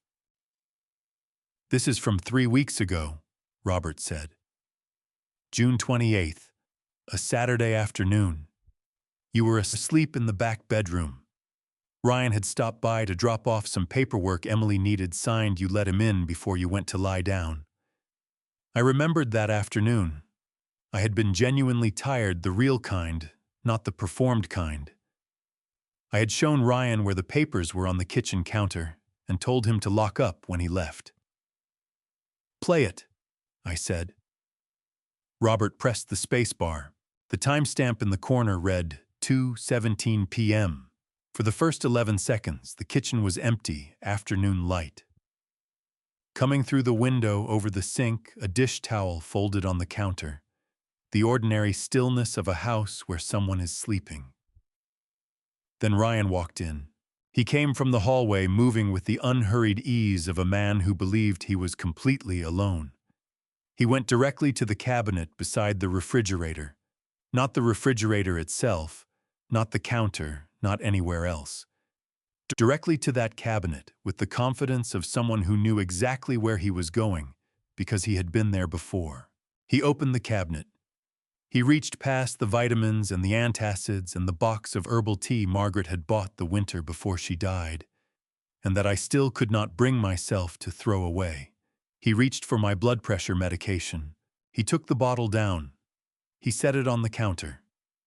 He reached into the front pocket of his jacket and removed a small plastic bag, the kind with a Ziploc seal, the kind you use for sandwiches or spare change, or apparently for carrying replacement pills to your father-in-law's house on a Saturday afternoon. He worked quickly and methodically. He opened the prescription bottle. He shook a portion of the original pills into his palm, transferred them to the plastic bag, and replaced them from a second small bag he had in his other pocket. He shook the bottle gently, checking the sound, I realized, making sure the volume felt right. Then he replaced the cap, put the bottle back exactly where it had been folded, both plastic bags, and tucked them back into his jacket pocket and closed the cabinet door. The entire process took 41 seconds. He walked back out of the kitchen the same way he came in, unhurried, completely certain he was alone. Robert paused the video. The kitchen on the screen was empty again, dish towel on the counter. Afternoon light through the window. The herbal tea Margaret had bought the winter before she died. I became aware that my right hand was pressed flat against the surface of Robert's coffee table, fingers spread the way you press your hand against something solid when the floor has stopped feeling reliable. My jaw ached from the pressure I was putting through my back teeth. Somewhere in my chest, behind my sternum, there was a sensation I did not have an engineering term for, not structural failure, not stress fracture, but something more like the moment before. Both when the load has exceeded the design capacity and the material is deciding what to do next. 41 seconds, I said. My voice came out steadier than I had any right to expect. 41 seconds, Robert confirmed. He knew exactly where the cabinet was. He'd been in that kitchen dozens of times. He checked the sound of the bottle. I took my hand off the table and pressed it against my thigh instead. He checked the sound to make sure it felt right. He thought of that. Walter, he thought of that. I said again, not because Robert needed to hear it twice, but because I needed to say it twice, needed the words out of my body and in the air, where I could look at them from a distance and understand them as the thing they actually were, rather than the thing some part of me was still, even now, trying to find a less terrible explanation for. Ryan Colton had stood in my kitchen on a Saturday afternoon while I was asleep 40 feet away and replaced my medication with a compound designed to make me forget who I was. He had done it with the calm efficiency of a man running an errand. He had checked the sound of the bottle on his way out. I stood up from the couch. I walked to Robert's kitchen window and looked out at the street below the craftsman houses, the parked cars, a woman walking a golden retriever on the sidewalk, the dog straining cheerfully toward a fire hydrant with its whole body. "Patricia has this?" I asked. "Transmitted to the DOJ server at 6 this morning," Robert said. "It's in the case file. It's admissible. It's—" He paused, choosing the word carefully. "It's enough, Walter. Whatever else we had before the toxicology, the bank records, the real estate inquiry, the text thread, this is the piece that makes the rest of it irrefutable." The woman with the golden retriever had stopped at the corner. The dog sat obediently beside her, tongue out, tail moving in slow sweeps against the pavement, radiantly unconcerned with anything that had happened in the last 3 weeks. I turned back from the window. "Tomorrow," I said. Robert nodded. "Tomorrow." I picked up my jacket from the back of the couch. My hands, I was glad to note, were not shaking. They were the hands of a man who had spent 31 years doing precise work under pressure, and they remembered what they were supposed to do even when the rest of him was having a harder time of it. "I'll be ready at 8, I said. "I'll pick you up at 7:45, Robert said. "Wear the watch," I nodded. The watch.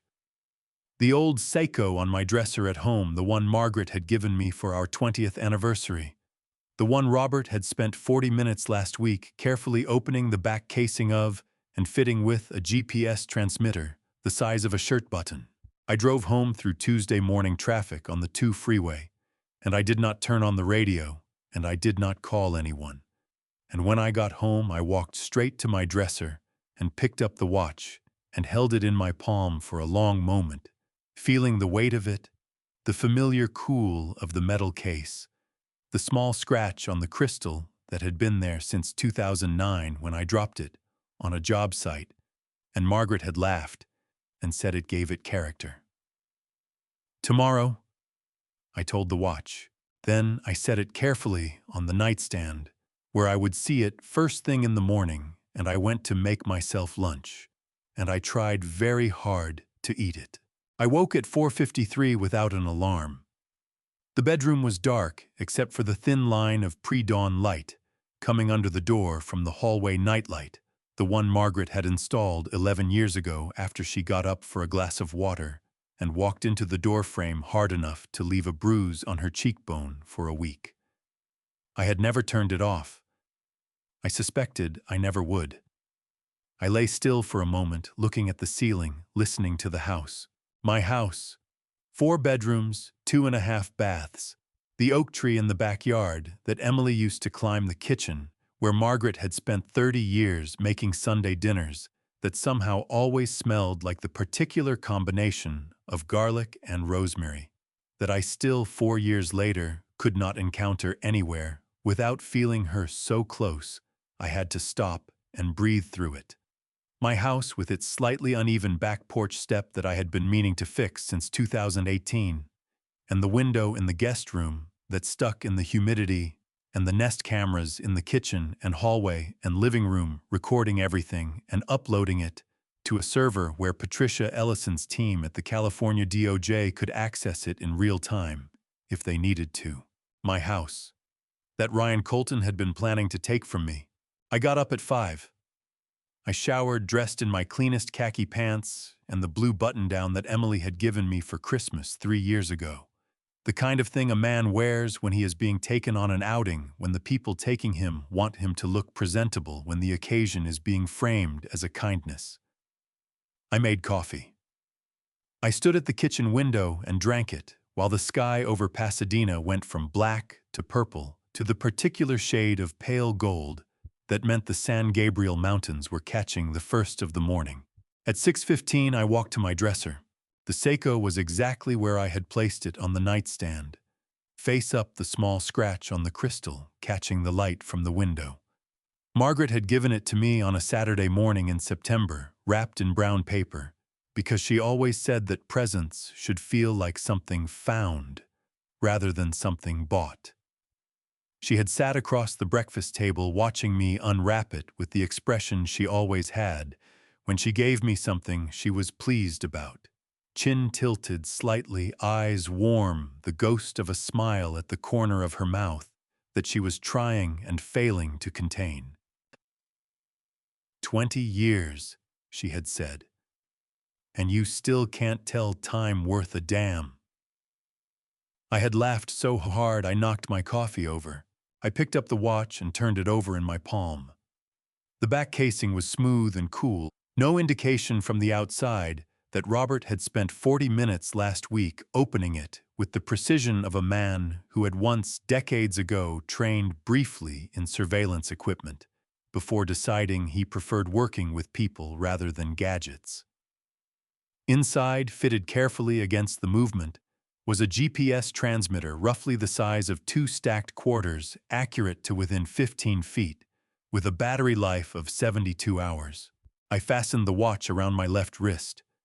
The clasp closed with the familiar small click that I had heard 10,000 times. Wednesday, I told the room.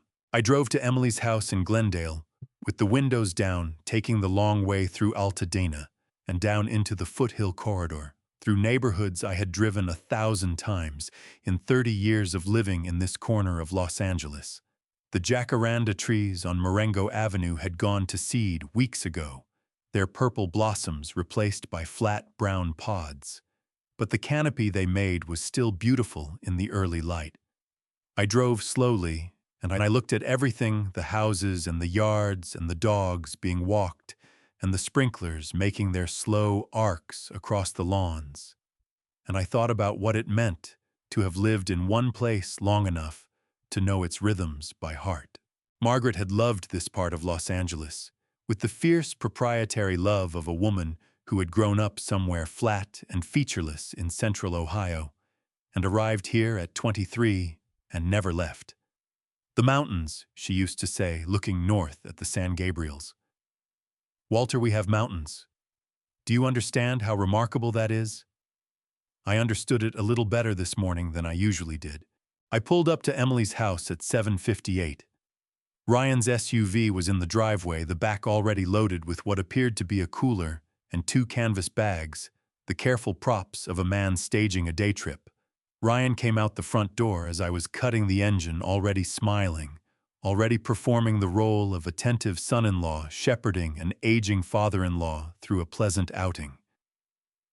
"Morning, Walter," he said, opening my door before I could reach the handle. "Sleep well?" "Deep like a rock," I said, which was the first entirely truthful thing I had said to Ryan Colton in 25 days. He helped me out of the truck, a hand at my elbow, solicitous and firm, and I let him moving with the careful deliberateness I had been performing for 3 weeks, slightly slower than my natural pace, slightly more tentative on the uneven driveway surface. Emily appeared in the doorway. She was wearing a light jacket, her hair pulled back, and her face held the particular tension of a woman who had been telling herself something was acceptable and was finding it harder and harder to maintain the argument. Her eyes moved from Ryan to me and back again, and in them I saw something I had not seen in 25 days, a flash of something that looked for just a moment like doubt. She opened her mouth. "Dad," she started. "Ready to go," Ryan said smoothly, his hand moving to the small of Emily's back, guiding her forward with a pressure that was gentle enough to seem affectionate and firm enough to redirect. Emily closed her mouth. The doubt in her eyes was replaced by something flatter and more resigned. She walked to the car. I watched her go. Then I got into the back seat, settled against the headrest, and felt the small weight of the Seiko on my wrist, steady present, transmitting, and thought Robert knows exactly where I am. Ryan started the engine. We headed east toward the mountains. Ryan drove the way he did, everything smoothly, confidently, with the particular ease of a man who had thought through every contingency and found them all manageable. He took the 134 east to the 210, merging into the morning freeway traffic with practiced efficiency, one hand loose on the wheel, the other resting on the center console. He had put on a classic rock station, the Eagles' then Fleetwood Mac, then something I didn't recognize, and the volume was set at exactly the level that made conversation possible, without requiring it. I recognized the calculation. Background music for a man who needed his passenger, relaxed and unaware. I sat in the back seat with my hands folded in my lap and watched the San Gabriel Valley slide past outside the window. In the front passenger seat, Emily had not said a word since we pulled out of the driveway on Delwood Avenue. She was looking out her window at the passing landscape, the strip malls and the fast food signs, and the gradual thinning of the city as the 210 pushed east through Arcadia and Monrovia and Azusa, and the mountains came closer and taller and more definite against the morning sky. Her right hand was in her lap. Her left hand was pressed against the door panel. I could see from where I sat that her left hand was not relaxed. Her fingers were spread against the door as though she was thinking about opening it. "How are you doing back there, Walter?" Ryan asked, glancing in the rearview mirror with the warm, unhurried smile of a man on a pleasant drive. I let my eyes go to the soft, slightly unfocused place I had been practicing for 3 weeks. "Just fine," I said. "Are we going to see Margaret?" A beat. Ryan's smile didn't waver, but something moved behind it, a quick flicker of satisfaction there, and gone the involuntary tell of a man who has just received confirmation of something he needed confirmed. "Not today," he said gently. "We're going to the mountains for some fresh air." "That's nice," I said, and turned back to the window, in the front seat. Emily made a sound, not quite a word, not quite a breath, something between the two that she tried to turn into a cough and didn't quite manage. Her left hand pressed harder against the door panel. The tendons along the back of it stood out like cables under load. We left the 210 at the Waterman Avenue exit in San Bernardino and began climbing. The city fell away behind us with startling speed. 1 minute we were at a gas station beside a McDonald's. The next we were on a 2-lane road with pine trees beginning on both sides, and the air coming through Ryan's cracked window noticeably cooler and thinner and carrying the resinous, particular smell of elevation. My ears adjusted. The GPS on my wrist kept transmitting. Highway 18 wound up through the mountains in long switchbacks, the kind of road that requires full attention and discourages conversation. Ryan drove it with familiarity. He knew which curves came before he could see them, braked early on the descents, accelerated smoothly on the straights. He had driven this road before. Somewhere around 4,000 feet, Emily spoke. "Ryan." Her voice was low and tight, the voice of someone who has been arguing with themselves for 90 minutes and has finally come down on a side. "I need to say something." Ryan's hands shifted slightly on the wheel. No." The word came out harder than she intended, and she flinched at the sound of it, but she didn't take it back. "I need to say it. I've been trying to say it since we left the house, and I keep stopping myself, and I can't keep stopping myself." She turned in her seat to look at Ryan directly, and her voice cracked down the middle like green wood. "I can't do this. I thought I could and I can't. This is my father, Ryan. This is my father in the back seat, and he just asked if we were going to see my mother, and my mother has been dead for 4 years, and he doesn't." Her voice broke completely. She pressed both hands over her mouth, and above them her eyes filled and spilled over, tears running fast and unchecked down both cheeks. "Emily," Ryan said, and his voice had changed. The warmth was gone, replaced by something quieter and more controlling, the voice he used when warmth wasn't producing the result he needed. "We talked about this. We agreed. This is the right thing." "For who?" Emily's hands dropped from her mouth. Her voice came back louder and rougher and entirely beyond her control, now shaking with 3 weeks of something she had been holding at a pressure it was never designed to contain. "For who, Ryan? For you, because it's not right for him. It's not right for me. I wake up every single morning and I tell myself there's a reason, and then I can't remember what the reason is, and—" "Emily." Ryan's voice went flat and hard. "Stop." She stopped. Not because she wanted to. I could see from the back seat exactly what it cost her, the way she pressed her lips together and turned back to face the windshield, and wrapped both arms around herself like a woman trying to keep her own ribs from coming apart. She stopped because she had been stopping herself for years, and some habits are stronger than conscience, and Ryan had spent a long time making sure of it. I looked at my daughter's shaking shoulders and felt something move through me that was not quite grief and not quite fury, but was large enough to contain both and still have room left over. The road narrowed. The pine trees thickened on both sides, pressing in close enough that their branches occasionally brushed the top of the SUV with a soft, dragging sound. Ahead, I could see where the paved road ended, and a dirt track began marked by a wooden post with a faded number on it. Ryan turned onto the dirt road. The cabin appeared at the end of it 2 minutes later. Small, brown, entirely surrounded by trees so dense and tall, they made it feel like something hidden rather than something built. Ryan pulled up in front of it and cut the engine. The quiet that followed was enormous.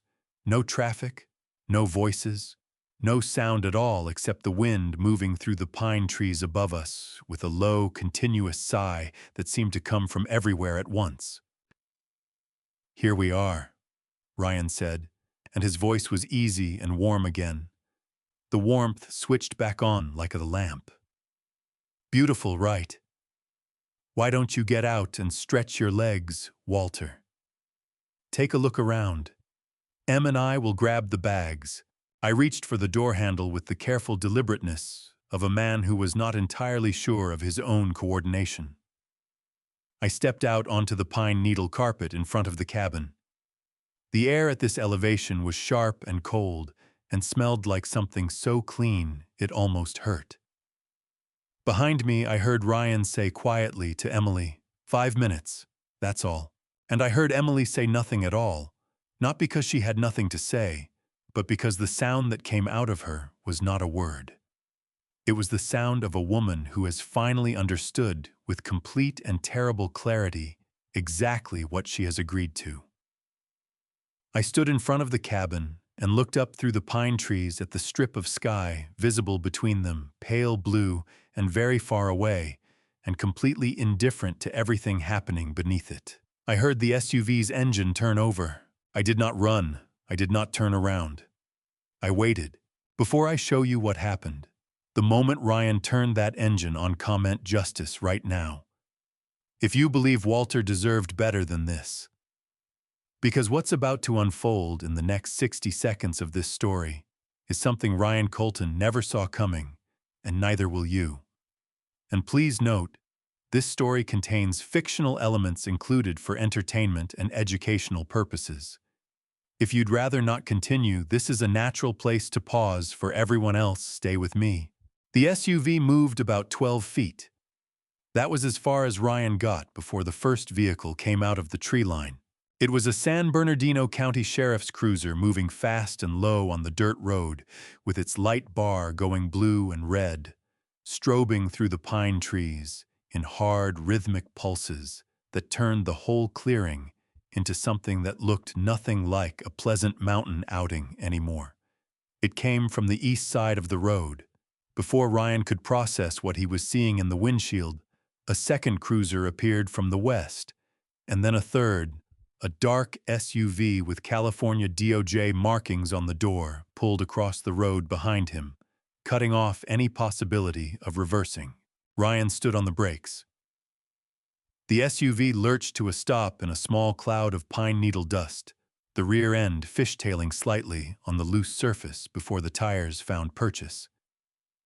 In the sudden ringing quiet that followed the engine cutting out, I could hear Ryan's breathing from where I stood 15 feet away, fast and audible, the breathing of a man whose carefully constructed world has just come apart at a speed he cannot process.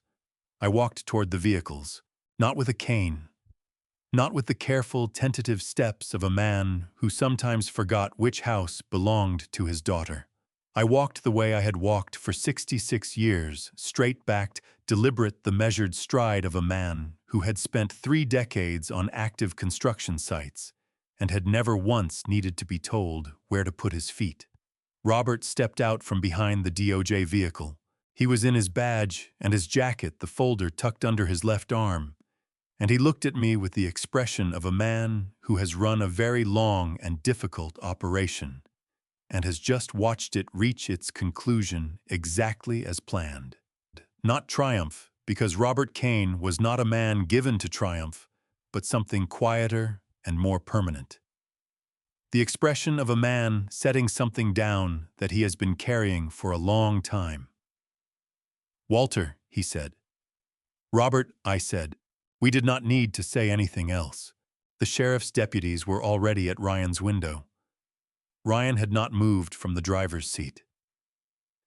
Through the windshield, I could see him gripping the steering wheel with both hands, gripping it the way a man grips something when his hands need to be holding on to anything at all, when the alternative is to let them show what they are doing, which is shaking.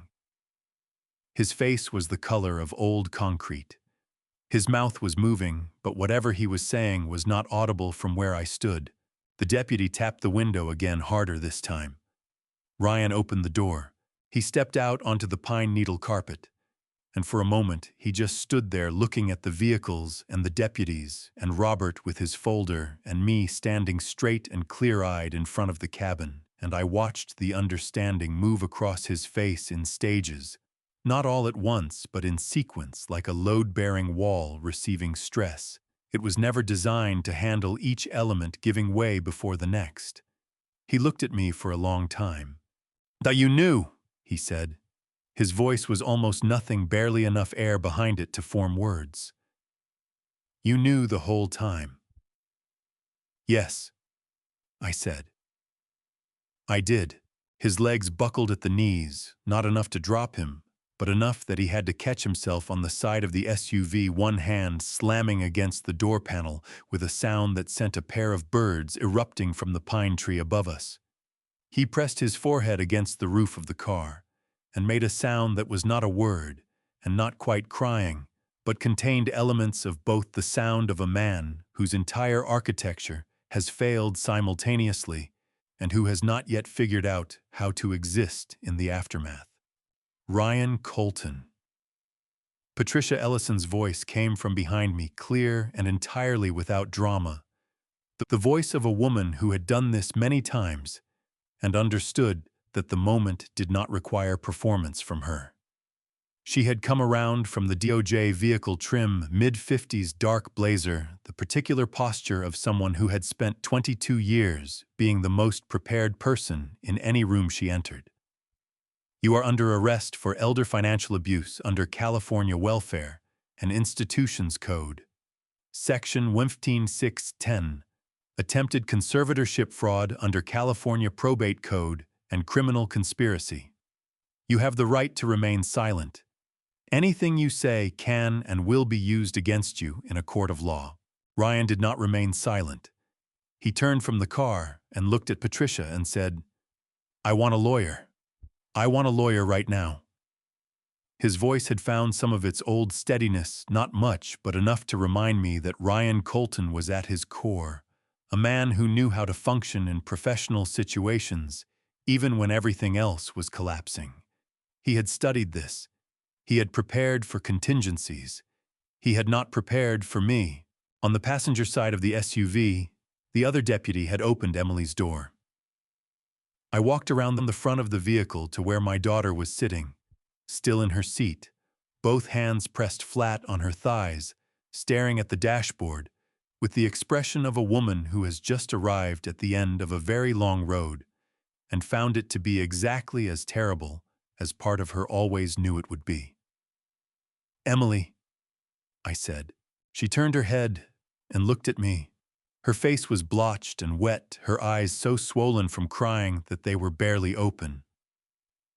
When she saw me standing there, standing straight, standing steady, standing in full possession of every faculty she had convinced herself I was losing, she made a sound that started somewhere very deep and broke completely on its way out, a sob so raw and total that her whole body contracted around it, shoulders curving inward, hands flying to her face.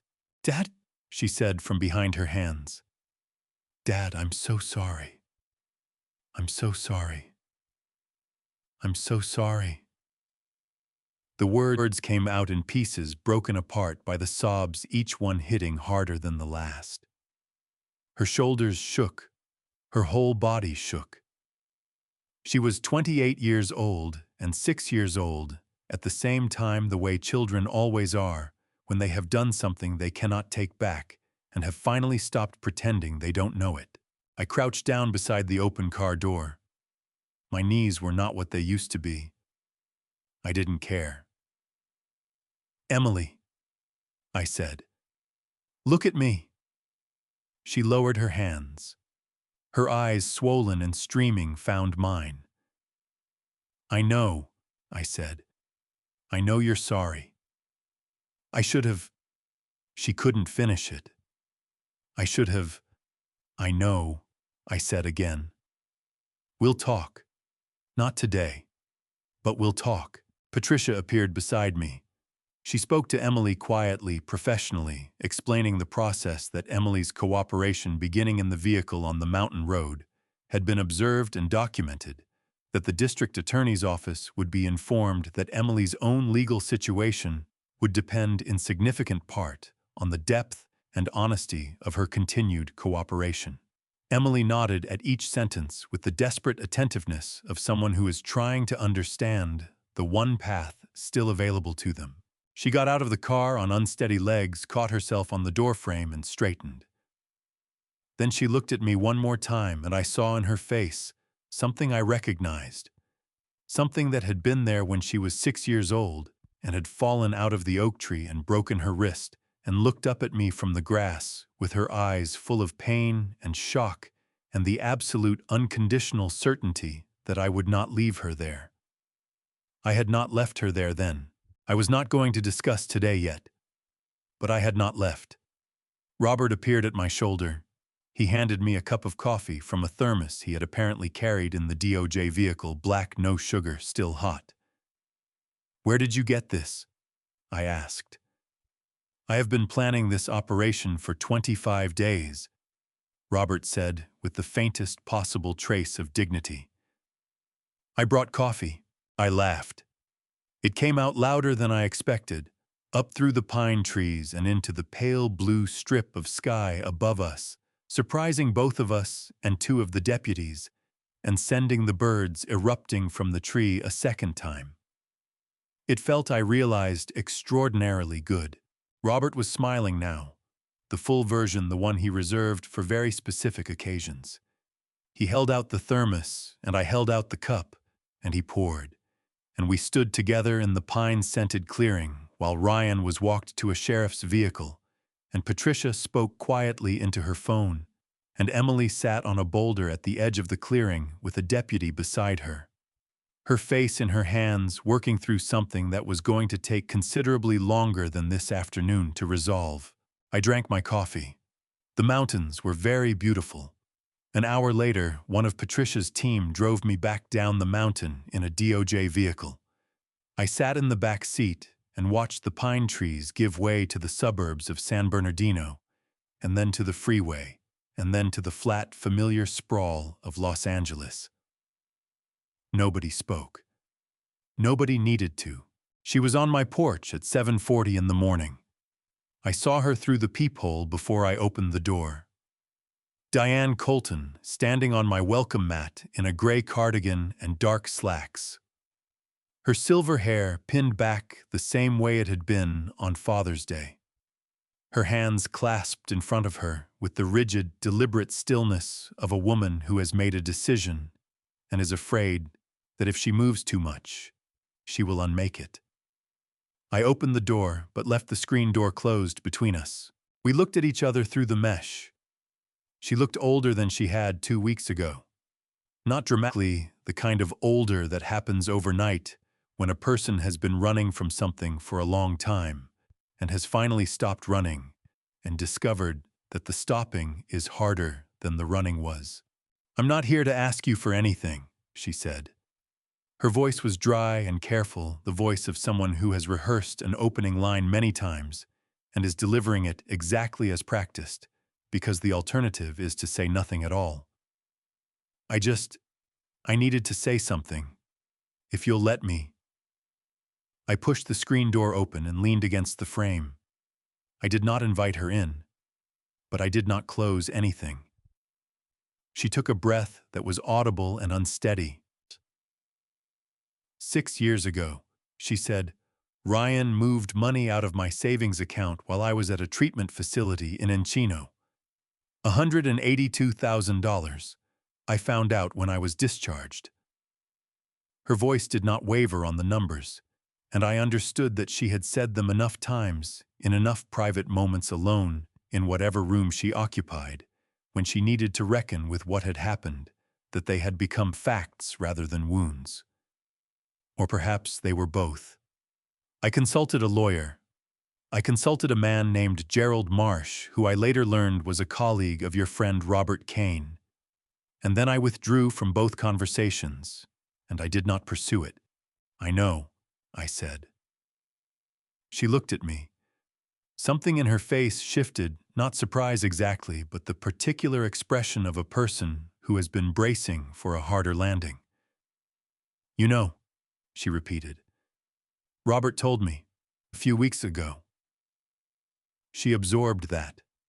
Her hands tightened against each other, the knuckles going briefly white, and then she released them and let them hang at her sides, a small surrender, but a real one.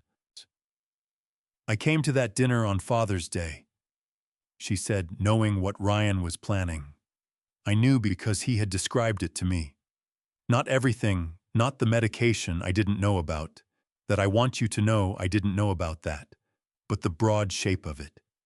The legal strategy. The conservatorship." Her voice cracked on the word, just slightly, just enough. "I sat at your table and I ate your food, and I said be careful, and I told myself that was enough. That saying, be careful, was doing something." She stopped. Her jaw worked. "It wasn't doing anything. I know that. I have known that since approximately 30 seconds after I said it." The morning light was coming in low and golden from the east, catching the silver in her hair and the lines around her eyes and the particular exhaustion that settles into a person's face when they have been afraid for 6 consecutive years. "Yeah, why didn't you stop him?" I asked. Not with anger. I had run out of anger for Diane Colton somewhere on the drive home from San Bernardino 2 days ago.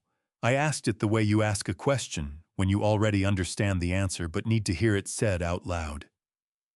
Diane's eyes filled. She did not look away. "Because I was afraid of losing him," she said. "Which is Her voice broke entirely, rebuilt itself from pieces, which is the most pathetic sentence I have ever said out loud, and I have been saying it to myself for 6 years, and it has never once stopped being true, and it has never once stopped being pathetic, and I am 64 years old, and my son is in a holding cell in San Bernardino County, and I am standing on the porch of the man he tried to destroy, and I still... She pressed both hands over her mouth hard, and above them her eyes spilled over. She stood there with her hands over her mouth and her shoulders shaking and did not look away from me for a single second. I let her finish. When the shaking eased, she lowered her hands. She straightened. It cost her something visible. "I'm sorry, Walter," she said. "I am profoundly, genuinely sorry. I know that doesn't repair anything. I know you have no reason to accept it. I needed you to know that I am sorry, and I needed to say it to your face rather than nowhere, which is where I have been saying it for 2 weeks." I looked at her for a long moment. The golden retriever from 2 houses down was making its morning rounds with its owner nails clicking on the sidewalk, tail going in slow sweeps, entirely absorbed in the specific joy of being a dog on a Friday morning. Diane had not been charged with anything. She had not participated directly in any action, and under California law, a family member's silence, however painful, carries no criminal liability on its own. "Thank you for coming," I said. It was not forgiveness. It was not absolution.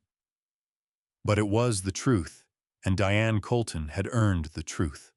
She nodded once, a small, compressed nod that contained more than it showed, and turned and walked back down my porch steps and along the front path to her car, parked at the curb with 2 wheels on the dry grass, the way a person parks when they are not sure they are going to be welcome and want to be able to leave quickly.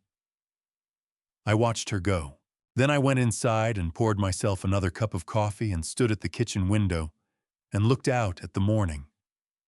And for the first time since Father's Day, I thought about Diane Colton and felt something that was not anger and not contempt, but was somewhere in the neighborhood of a very tired, very complicated sorrow. The kind you feel for people who were handed something too heavy and put it down in the wrong place, and have been living with the consequences of that ever since. I understood it. I did not excuse it, but I understood it. Emily called 17 times before I picked up. I counted. Not because I was keeping score, but because each time the phone buzzed on the kitchen counter and her name appeared on the screen, I made a deliberate decision to wait, not out of cruelty, but out of the understanding that some conversations require both people to be ready, and I was not ready yet. And I suspected she wasn't either. On the 17th call, a Thursday afternoon, 10 days after San Bernardino, I picked up. "Hi, sweetheart," I said. There was a sharp intake of breath on the other end, the sound of someone who has been preparing for voicemail and has suddenly, unexpectedly, gotten the real thing. Then Emily said in a voice that was held together with considerable effort, "Dad." "Hi. I didn't think you were going to answer." "I almost didn't," I said honestly. A pause. "Can I see you?" I looked out the kitchen window at the San Gabriel Mountains, hazy and blue in the July afternoon. "Colorado Boulevard," I said.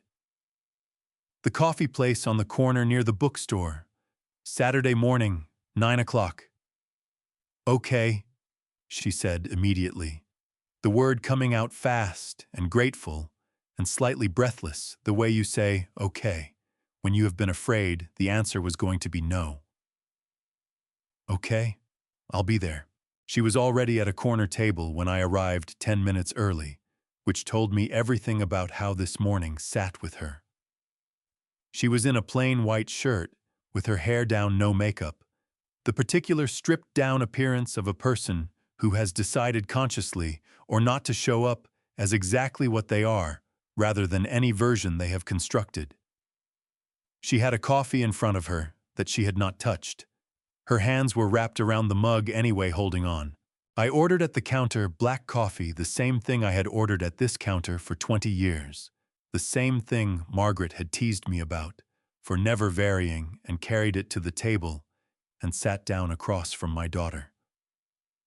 She looked up at me, and her eyes immediately filled the tears, arriving before she had said a single word, as though they had been waiting at the surface since the morning in the mountains and had simply been looking for permission. "My dad," she said, and her voice broke on the single syllable cracked cleanly down the middle. I don't even know where to start. I don't know what to say. That isn't completely inadequate for what I...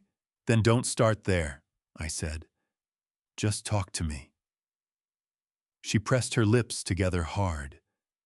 A tear ran down her right cheek and she wiped it away with the back of her hand, with the irritated, unself-conscious gesture of someone who is tired of crying and cannot seem to stop. I knew it was wrong, she said.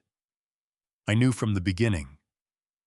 Ryan explained it to me and I sat there and I listened, and some part of me knew the whole time that it was wrong, and I told myself it wasn't because I didn't know how to tell myself anything else. She wrapped both hands tighter around the mug. I was so afraid of losing him, Dad. Which is... She shook her head, and the disgust in the gesture was directed entirely inward. Which doesn't justify anything. I know that. I'm not saying it to justify it. I'm saying it because I want you to understand what was happening in my head, even if what was happening in my head was inexcusable. I drank my coffee and listened. Saw he had been... She stopped. Started again. Ryan had been telling me for years that you were getting older and that you needed managing and that I needed to think practically about our future. And I let him say it enough times that I started to believe it. Not because it was true, but because... Her voice dropped to something barely above a whisper. Because it was easier than fighting him. And I am so ashamed of that. I am so ashamed of that I can barely look at you. She was not looking at me. She was looking at the coffee mug. Emily, I said, look at me. She looked up. Her eyes were red and swollen and entirely open, no performance, no management, just my daughter's face in the morning light of a coffee shop on Colorado Boulevard, as unguarded as I had seen it since she was a child. I forgive you, I said. The words landed. Her face crumpled completely, not a gradual thing, but all at once, a sudden collapse of whatever she had been using to hold herself upright, and she pressed both hands over her eyes and cried in the way that people cry when the thing they have been most afraid to hope for has just been given to them unexpectedly. I let her cry. I did not reach across the table. I gave her the space to feel it fully because she had earned the full weight of it. When she came back, wiping her face, straightening in her chair, pulling in a long breath that shook on the way out, I said, "But I need you to understand something. Forgiving you and trusting you are two different things. One I can give you right now. The other you'll have to build. And I don't know how long that takes. I don't know if it ever looks the way it used to look. But I know it starts with honesty with me, with your children, with yourself." Emily nodded. Her chin trembled, but she held it steady. "Marcus and Sophie," I said, "they will always have me. Whatever happens between you and me, whatever this looks like in 6 months or 2 years, those children will always have their grandfather. That I can promise you today." Emily's face did something complicated and grateful and heartbroken all at the same time. Fresh tears spilled over, but she didn't wipe them away this time. She let them run. "Thank you, Dad," she said in a voice so small it barely reached across the table.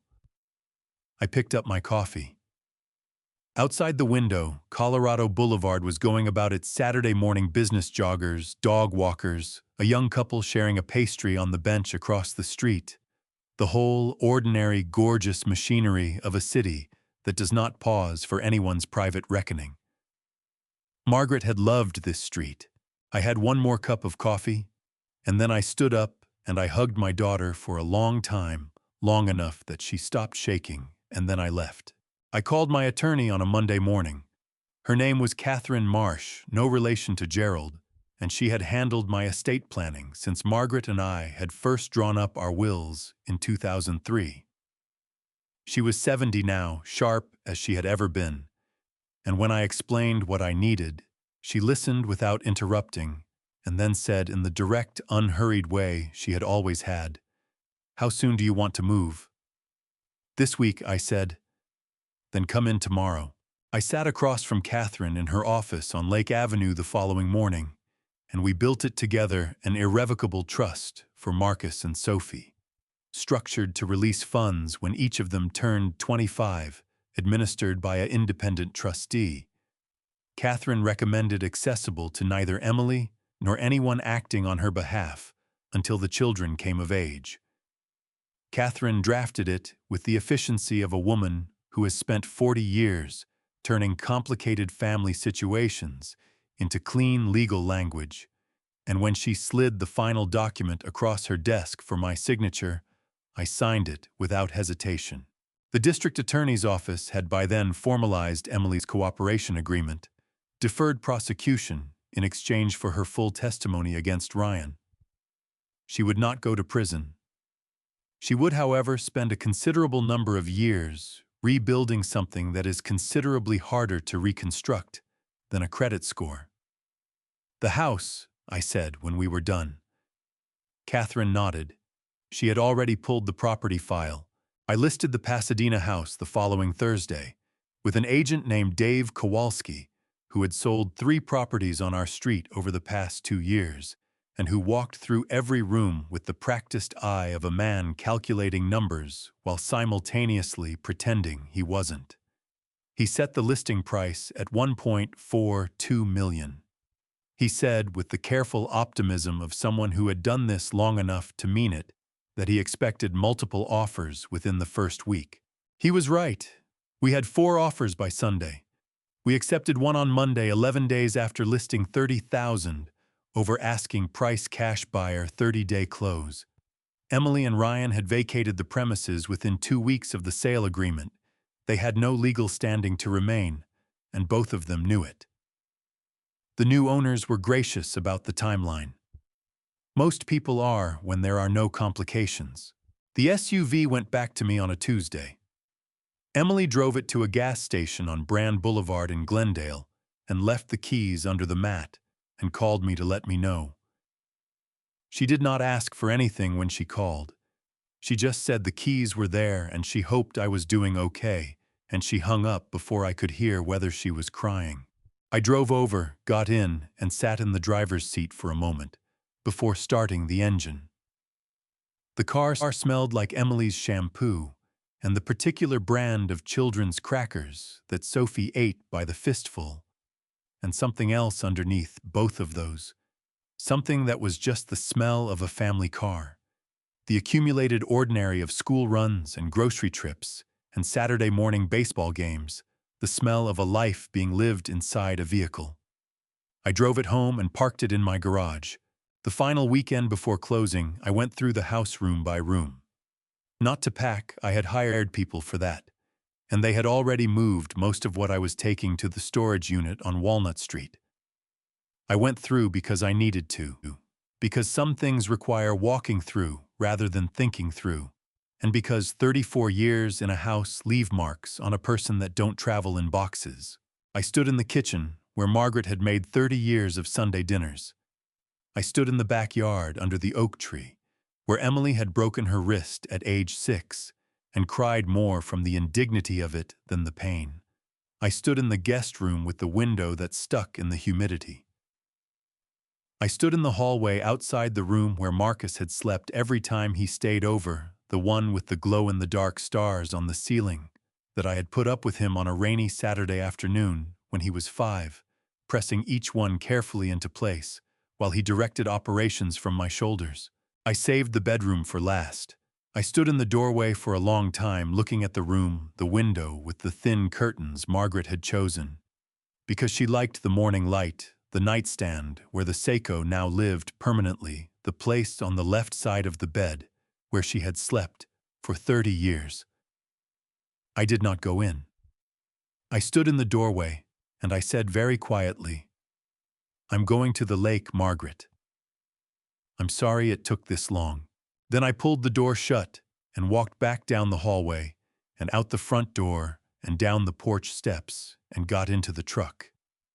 The moving crew had been there that morning. The house was empty. My footsteps had echoed in the rooms the way they only do when a place has been cleared of everything that made it inhabited rather than merely occupied. I did not look back when I pulled away from the curb. I had learned in 66 years that looking back while moving forward is how you end up walking into door frames. Margaret had the bruise for a week. I smiled the whole drive to the storage unit, and I was still smiling when I locked the unit door and drove home to the townhouse I had been renting month to month since the previous spring. And I sat at the kitchen table with a cup of tea, Earl Grey, Margaret's preference, which had become mine somewhere in the years after she died, and I looked at the listing for the house on the lake in Big Bear that I had been looking at periodically for 4 years. I picked up the phone and made an offer. The lake was exactly as I remembered it. Margaret and I had driven up to Big Bear exactly once in the summer of 2003, on a weekend when Emily was staying with her college roommate, and we had spontaneously decided to go somewhere neither of us had been.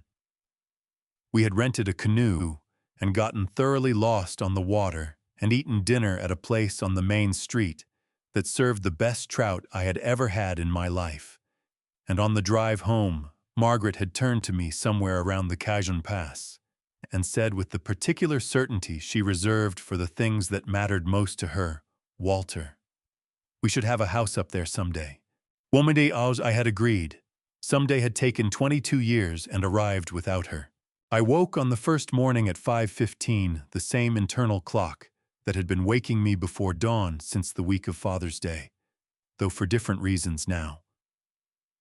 The bedroom window faced east directly over the water, and the light coming through it was the color of something just beginning pale gold at the horizon, fading up through pink and gray to the last of the night sky still visible at the top of the glass. I lay there for a full minute just looking at it. Then I got up and made coffee. The kitchen was small and smelled like cedar and the particular newness of a house that has been waiting for someone to live in it. I stood at the window over the sink while the coffee brewed and watched the lake come into the morning. The surface absolutely still in the early air, holding the sky's reflection so perfectly that for a moment the water and the sky seemed interchangeable. Two versions of the same pale, unhurried light. A single bird called from somewhere in the pines on the far shore. Then another answered it. Then the coffee was ready. I carried my mug out to the small porch that ran along the back of the house, facing the water, and I sat in one of the 2 wooden chairs. There were 2 because I had bought 2. And I was not entirely sure why, except that a porch with 1 chair is a porch that has given up on something. And I drank my coffee and watched the lake and breathed the air, which was clean and cold and tasted like elevation and pine resin and nothing else at all. I thought about Marcus asking if I would come to his baseball game. I thought about Sophie's drawing of the horse that looked like a table. I thought about Emily's shoulders finally stopping their shaking when I held her long enough. I thought about Robert standing in a pine needle clearing with a thermos of coffee because he had been planning for 25 days and had thought of everything. I thought about Margaret saying someday. I picked up my phone and called Robert. He answered on the second ring the same as always. "How is it?" he asked. I looked out at the lake.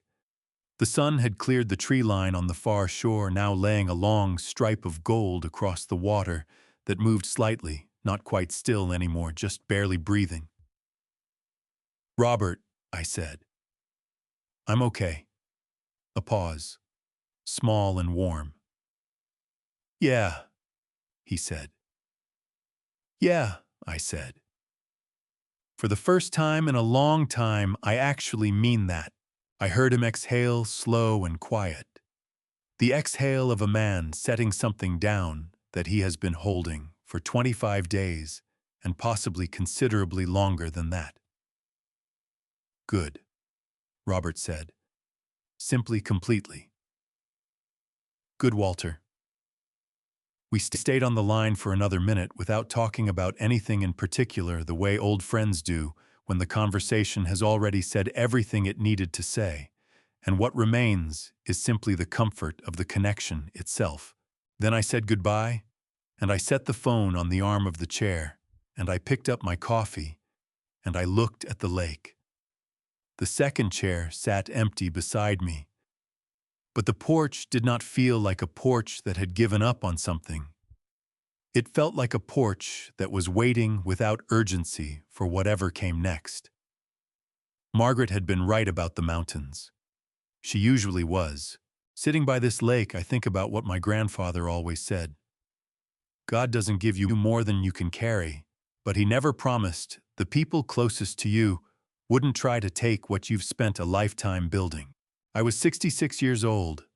I built bridges, and I almost lost everything because I mistook silence for peace and generosity for love. Don't do what I did. Don't wait until you're sitting alone in a parking lot to realize that family stories revenge doesn't only happen in movies. It happens slowly, quietly, at your own dinner table. My honest opinion, family drama revenge is never really about money or property. It's about what people believe they can take when they think you've stopped watching.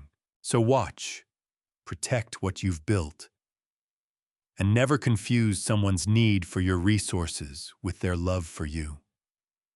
Because family stories revenge always begins the moment you stop believing it could happen to you. If Walter's story touched something in, you drop a comment below. Share it with someone who needs to hear it. Subscribe so you never miss a story that matters. Thank you for staying until the very end. A final note. Stories on this channel may contain fictional elements built entirely for reflection and meaningful life lessons. If that isn't for you, no hard feelings. Choose what speaks to your heart. But if you're still here, thank you. We're glad you stayed.